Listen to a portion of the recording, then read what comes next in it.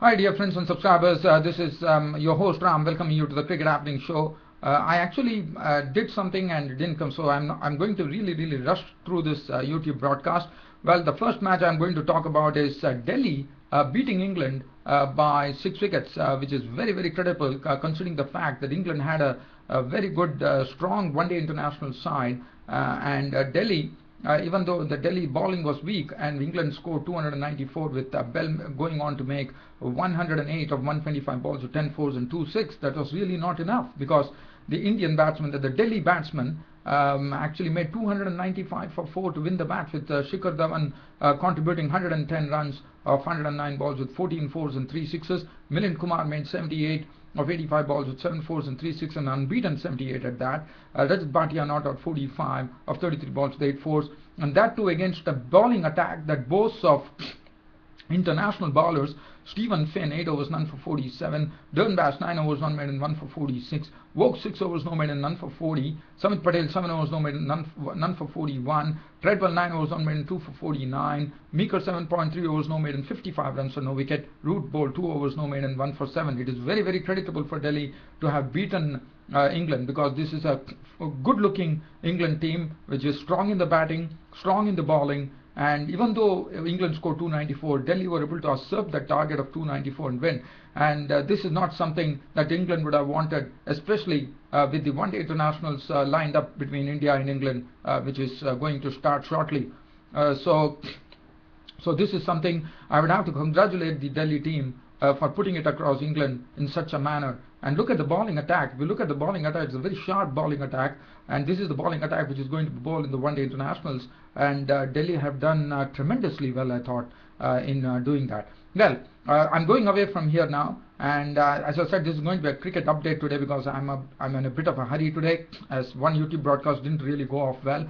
And now I'm taking you to the Big Bash League, where Melbourne Stars and Sydney Thunder faced. Melbourne Stars, in fact, even though they were the ones who actually batted first and made 145, in reply, the Sydney Thunders, who have been having a very dismal Big Bash League, were 132 all out. But one good feature for them was Chris Gayle coming into form after a long time, where Sydney Thunder has been almost, I'm thinking, they are on the bottom of the table. And yesterday I spoke a bit too early. I'm sorry about that. I said Chris Gayle was playing for I made an error there. Actually, Chris Gayle is a part of Sydney Thunder, and Sydney Thunder, it's a thundering innings from Chris Gayle. In fact, scored the fastest 50 in the BBL of just 25 deliveries. Even that was not enough, even for to stop the Melbourne Stars from registering a victory.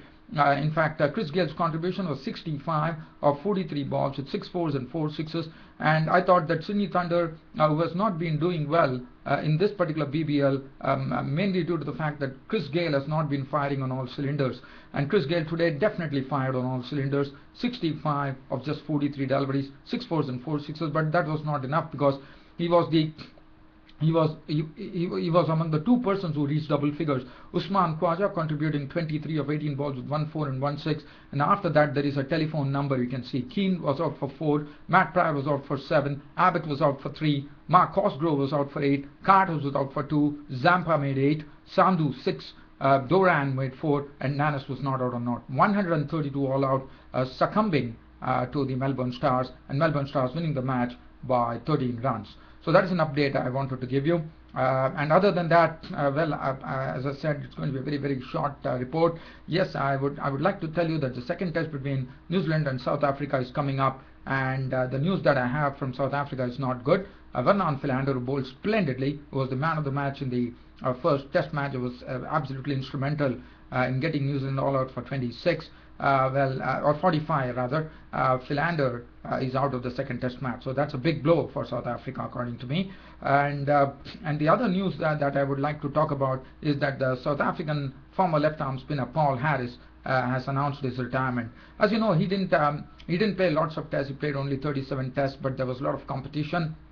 But Paul Harris, whenever he was a very handy person to have in Graham Smith's team, but right now he has actually decided to retire with a lot of spinners coming in New Zealand, in South Africa.